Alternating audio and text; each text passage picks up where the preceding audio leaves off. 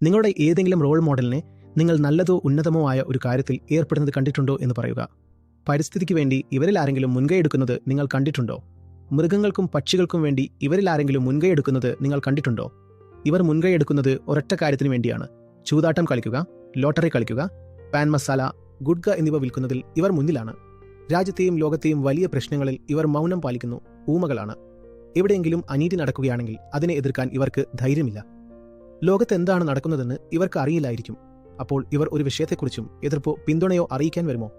ഇവർക്ക് ഒന്നും അറിയില്ല. ജലക്ഷാമത്തെക്കുറിച്ച് നിങ്ങളുടെ ഏത് ക്രിക്കറ്റ് കളിക്കാരനോ ഏത് റോൾ മോഡലോ ആണ് സംസാരിക്കാൻ വന്നത്? പറയൂ. എയർ ക്വാളിറ്റി ഇൻഡെക്സ് മോശമായിക്കൊണ്ടിരിക്കുകയാണ്. നിങ്ങൾ ഡൽഹി NCRലാണ് താമസിക്കുന്നതെങ്കിൽ നിങ്ങളുടെ ശരാശരി ആയുസ് 10 മുതൽ 15 വർഷം വരെ കുറഞ്ഞു. കാരണം അവർ ഡൽഹിയിൽ താമസിക്കുന്നില്ലല്ലോ. അവർ വിദേശത്താണ് താമസിക്കുന്നത്. നിങ്ങളുടെ പണം കൊണ്ടാണ് വിദേശത്ത് താമസിക്കുന്നത്. നിങ്ങളുടെ ഏത് വിനോദസഞ്ചാരിയാണ്, അത് നടനാകട്ടെ, കളിക്കാരനാകട്ടെ, നേതാവാകട്ടെ, എല്ലാവരും ഒന്നാം തരം വിനോദം നൽകുന്നവരാണ്. ഈ വിനോദസഞ്ചാരികളോട് ചോദിക്കൂ, എന്റെ ഗംഗാ നദിയുടെ ഈ അവസ്ഥ എന്തുകൊണ്ടാണ്? നാളെ അതില്ലാതായാൽ ആരായിരിക്കും ഉത്തരവാദി? അവരോട് ചോദിക്കൂ, ഇതിനെക്കുറിച്ച് നിങ്ങൾ എന്തുകൊണ്ടാണ് ഒരിക്കലും സംസാരിക്കാത്തത്?